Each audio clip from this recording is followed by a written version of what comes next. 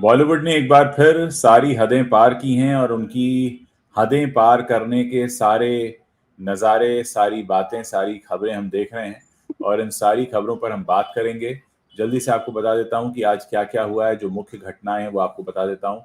एक तो ट्विंकल खन्ना ने अपने शो में एक बार फिर विवादित बयान दिया है जिसमें वो कह रही हैं कि जो उम्र-दराज़ लोग होते हैं वो अपने एक्स्ट्रा मैरिटल अफेयर और बाहर के रिश्तों को आराम से छुपा जाते हैं। और इसको लेकर भी विवाद हुआ है। क्या हुआ एग्जैक्टली आपको बताएंगे। उधर गोविंदा जो हैं वो अपनी पत्नी के लिए माफ़ी मांग रहे हैं। आखिर ऐसी क्या ज़रूरत पड़ी गोविंदा को अपनी पत्नी के लिए माफ़ी मांगने की। माधुरी दीक्षित के शो की टिकट जिन भी एनआरआई ने खरीदी है अमेरिका में या कनाडा में, वो बहुत पछता रहे हैं क्योंकि उनके शो में उन्हें वो नहीं मिल रहा जिसके लिए उन्होंने हज़ारों रुपया खर्च किया है। 5 रुपए की इलायची बेचने के चक्कर में सलमान खान पर भी मुसीबत टूट पड़ी है और शाहरुख खान के जो बेटे हैं आर्यन, उनके शो पर सवाल किसने उठाया है? विवेक वासवानी ने। विवेक वासवानी कौन है? जिन्होंने शाहरुख के शुरुआती दिनों में उन्हें अपने घर में पनाह दी थी, यानी शाहरुख के शुरुआती दिनों के गवाह रहे हैं विवेक वासवानी। और कह सकते हैं कि विवेक का सहारा नहीं मिला होता तो शाहरुख खान को दिक्कत हो सकती थी, लेकिन शाहरुख खान के शुरुआती दिनों में विवेक उनके साथ एक अच्छे दोस्त के तौर पर खड़े रहे। लेकिन उन्हें अब दिक्कत है शाहरुख खान के बेटे आर्यन खान के उस शो से जिसमें वो बता रहे हैं कि बॉलीवुड एक गटर है। रवि जी, बहुत बहुत स्वागत है आपका। शुक्रिया उज्जवल जी, आपका भी स्वागत इस बातचीत में। शुरुआत करेंगे हम ट्विंकल खन्ना के उस विवादित बयान से जिसमें वो ये कह रही हैं कि जो उम्र दराज लोग होते हैं, जो एक्सपीरियंस्ड होते हैं, वो अक्सर अपने इस तरह के रिश्ते जिन्हें छुपाकर वो रखना चाहते हैं बड़ी आसानी से छुपा पाते हैं क्योंकि उन्हें एक्सपीरियंस होता है। हालांकि उनके इस बयान पर अनन्या पांडे उनके शो में जो आई थी वो उतना सपोर्ट नहीं किया। उन्होंने कहा कि नहीं, ऐसा नहीं है। आप कैसे देखते हैं? ट्विंकल खन्ना लगातार इस तरह के बयान दे रही हैं। इससे पहले उन्होंने कहा था कि रात गई बात गई और फिजिकली अगर कोई आपको धोखा देता है आपका लाइफ पार्टनर तो ये कोई बहुत बड़ी बात नहीं है। कैसे देखते हैं आप इन सारी चीजों को?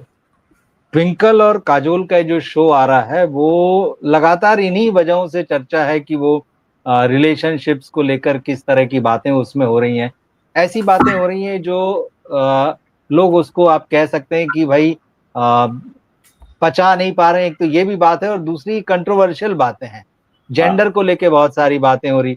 अब जिस तरह से ट्विंकल एक के बाद एक चीजें बोल रही हैं, इसमें जो भी 2-3 कंट्रोवर्सीज आपने बताई हैं, तो कई लोग तो यही कह रहे हैं कि वो अपनी रियल लाइफ के राज खोल रही हैं। दरअसल रात गई बात गई जैसा है, या ये वाला जो है कि भाई उम्र दराज लोग बड़े प्रैक्टिकल होते हैं, आसानी से अपने अफेयर्स को, या जो भी वन नाइट स्टैंड की भी बात आई थी पहले, रात गई बात गई वाली, तो वो सब छुपा जाते हैं। तो ठीक है, ये ट्विंकल का अपना नजरिया हो सकता है, ये उनके अपने जीवन के अनुभव हो सकते हैं, ये बात तो सच है। लेकिन ये जो बातें हैं, भारतीय समाज जो है उसके हिसाब से कहीं इस तरह से चीजें जो है वो ठीक नहीं जाती हैं। और लगातार ये कहा जाता है कि इस तरह की चीजों को डिस्कस करके, या इस तरह की चीजों में जो रॉन्ग साइड जिसको आप लोग कहते हैं, तो कहीं ना कहीं वो एक्स्ट्रा मैरिटल रिलेशनशिप जो है उसको एक तरीके से अपने शो में बढ़ावा दे रही हैं। अब इसी शो में ये वाली जो बात है भाई, एक्सपीरियंस्ड होते हैं, जो उम्र दराज लोग होते हैं, उन्होंने कहा कि जो नई पीढ़ी के लोग होते हैं, हालांकि उनमें एक तो अनुभव कम होता है और दूसरा ये सोशल मीडिया का जमाना है, तो उनके बीच ऐसी कोई चीज होती है तो वो लोग बहुत जल्दी से फंस जाते हैं, क्योंकि सोशल मीडिया में आजकल सबके डिजिटल प्रिंट्स होते हैं, सब एक दूसरे को फॉलो करते हैं, चीजें दिखाई देती हैं, एक दूसरे के पास खबरें और तमाम चीजें जल्दी जल्दी पहुंच जाती हैं। तो ये कुछ ऐसी बातें ट्विंकल खन्ना जो कह रही हैं कि इंडियन सोसाइटी में कम से कम ये विवादास्पद है। हालांकि कई लोग तो ये भी कहते हैं कि जिस तरह से उन्होंने वन नाइट स्टैंड वाली रात गई बात की थी, वेस्टर्न में भी उतना नहीं है जिस तरह से पेश किया जाता है, जितने आसानी से ये बातें यहाँ पर कह दी जाती हैं।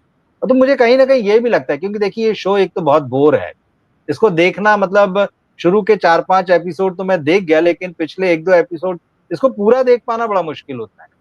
पिछला भी एपिसोड इनका जो था जिसमें सोनाक्षी सिन्हा और मनीष मल्होत्रा आए थे, आधा देख के मैंने बंद कर दी, क्योंकि वो इतनी बोरियत भरी बातें होती है और उनका कोई बेसिर पैर की बातें होती है, कोई सिरा प्रॉपर जुड़ता नहीं है, शो का फॉर्मेट एकदम से क्लियर नहीं, कभी कुछ चीज कभी कुछ चीज। मुझे लगता है बेहतर होता अगर ट्विंकल खन्ना इसी तरह की मैन विमेन रिलेशनशिप की बातें हैं, या जो बंद कमरों की बातें हैं, जो भी चीजें हैं, वो वो अपने शो को इसी पर केंद्रित कर देती और कहती कि भाई हम अपने शो में इसी तरह की बातें करेंगे, हम इन्हीं पर डिस्कशन करेंगे। तो मुझे लगता है इस शो को जो है ज्यादा हाईलाइट मिलती, एक प्रॉपर उसकी लाइन खींची होती कि अच्छा ये इस मामले में है और यहाँ पर जो है रिश्तों की परतें जो है वो खोली जाती हैं, या जो रिलेशनशिप की बातें हैं उनका यहाँ पर पोस्टमार्टम किया जाता है। अब होता यह है कि आप इसमें बड़ी गुड गुड सी बातें करते हैं कैरियर की, पर्सनल लाइफ की, और होते होते कहीं ना कहीं वो रिलेशनशिप वाला एक आध ऐसा मामला आ जाता है जिसमें कोई कंट्रोवर्शियल बयान जैसी कोई बात आ जाती। हालांकि इनका कोई खास मतलब नहीं है, हाँ, लेकिन इससे ये जरूर हो रहा है कि शो को देखने वाले या कम से कम लोगों को ये तो पता चल रहा है कि हाँ ये शो आ रहा है। मुझे इससे ज्यादा कुछ भी नहीं लगता इस शो में। रवि जी, जब मैं आप बोल रहे थे तो मुझे कुछ याद आ गया और इसलिए मैंने स्क्रीन पर जी। शेयर किया है। एक प्राइवेट डिटेक्टिव भी निकल कर आई हैं जिन्होंने हाँ, वो देखना है मुझे अभी। जी। सिद्धार्थ कनन के इंटरव्यू में काफी कुछ एक पर्दाफाश किया है। उसमें उन्होंने ये कहा है कि एक बहुत ऐसी बॉलीवुड स्टार हैं जो इवेंट्स के लिए अलग अलग देशों में जाती हैं, रिबन काटने के लिए, उद्घाटन करने के लिए, अपीयरेंस के लिए, मीट एंड ग्रीट के लिए, और असल में वो वहां पर घंटे के हिसाब से चार्ज करती हैं और वो प्लेजर देती हैं जो भी उनके पास आता है, उसके बदले उससे पैसा लेती हैं। और ये बात जब उनके पार्टनर को पता चली तो वो पार्टनर जो थे वो इन प्राइवेट डिटेक्टिव के पास आए और प्राइवेट डिटेक्टिव के पास आकर उन्होंने ये कहा कि आप जरा इसे कंफर्म कीजिए, मुझे करना इसमें कुछ नहीं है, बस मैं इसको रीअश्योरेंस चाहता हूं। और इससे भी ज्यादा बड़ी बात उन्होंने ये बताई कि उससे जो वो पैसा कमाती हैं उससे उनका जॉइंट बिजनेस भी चलता है। तो यानी जो ऑफिशियल पार्टनर है उन्हें इस बात को बस कंफर्म करना था कि ऐसा होता है क्या, बाकी वो उस पैसे का इस्तेमाल वो भी अपने बिजनेस में कर रहे हैं। और तमाम लोग इसमें जो है अलग अलग नाम ले रहे थे, जाहिर है नाम किसी का लिया नहीं जा सकता क्योंकि उन्होंने खुद नाम नहीं लिया है। लेकिन जो उन्होंने एक आउटलाइन बताया वो ये कहा कि वो तो देसी मुंडा है लड़का, और जो लड़की है जो ये करती है वो बहुत एजुकेटेड है। तो देखिए मतलब बॉलीवुड में भी कितनी सारी चीजें चल रही हैं। जब आप ये सारी बातें बोल रहे थे और हम डिस्कस कर रहे थे ट्विंकल का शो, तो मुझे अचानक से याद आया कि कैसे एक प्राइवेट डिटेक्टिव ने भी बॉलीवुड का पर्दाफाश किया है कि क्या कुछ यहाँ पर चला करता है। मतलब ऐसा नहीं है कि जो हो रहा है उससे पार्टनर को कोई आपत्ति है, उनको बस रिकन्फर्म करना था। आप सोचिए। तो अगर ट्विंकल ने ये बॉलीवुड बात में कर बहुत रही सारे है डार्क तो सीक्रेट्स हैं। बता ही नहीं है कि बॉलीवुड में क्या होता है। जी प्लीज कंटिन्यू। बॉलीवुड में बहुत सारे सीक्रेट्स हैं, बहुत डार्क हैं। मैं बार बार कहता हूँ कि जितना ये बाहर से चमकदार दिखता है, जितना इसका पर्दा बड़ा रंगीन और सुनहरा दिखता है, अंदर उतना ही काला है, उतना ही डार्क है। ऐसा नहीं है कि उन सब चीजों के बारे में लोग जानते नहीं है, अंदर अंदर हाँ सबको पता भी होती बहुत सारी चीजें। लेकिन बात वही है ना कि स्थिति कई बार जो है ना हमाम में सब नंगे वाली हो जाती है। हाँ तो कौन किसके बारे में बोलेगा।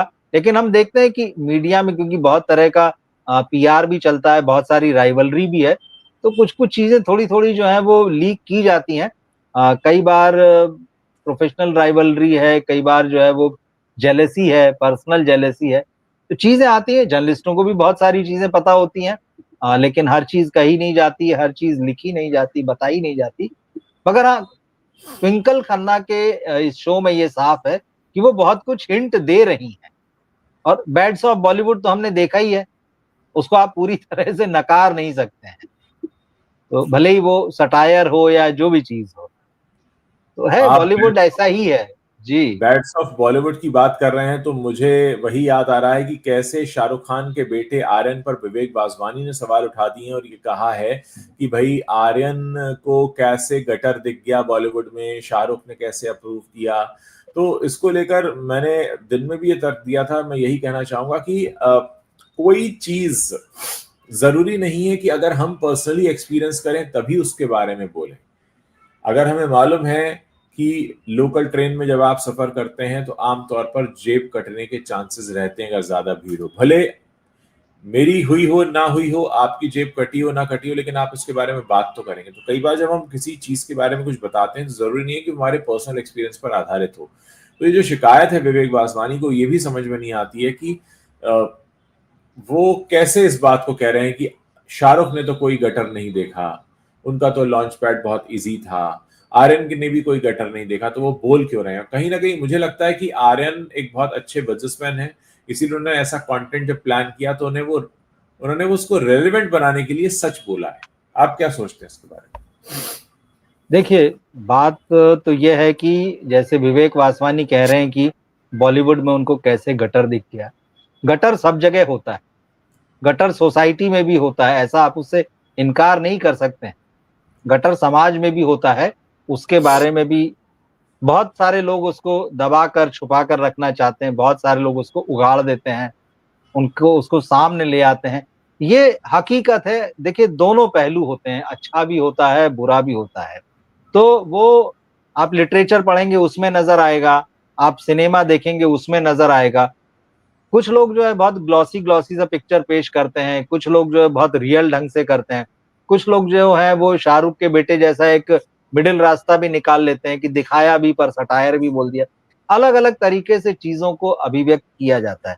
तो सिनेमा में भी जो सिनेमा की दुनिया है, वहाँ गटर है और हम जो ट्विंकल के शो की जो बात कर रहे हैं, सीधे तौर पर नहीं पर हिंट जो दिए जा रहे हैं वो इसी तरह के निकल कर आ रही हैं चीज़ें।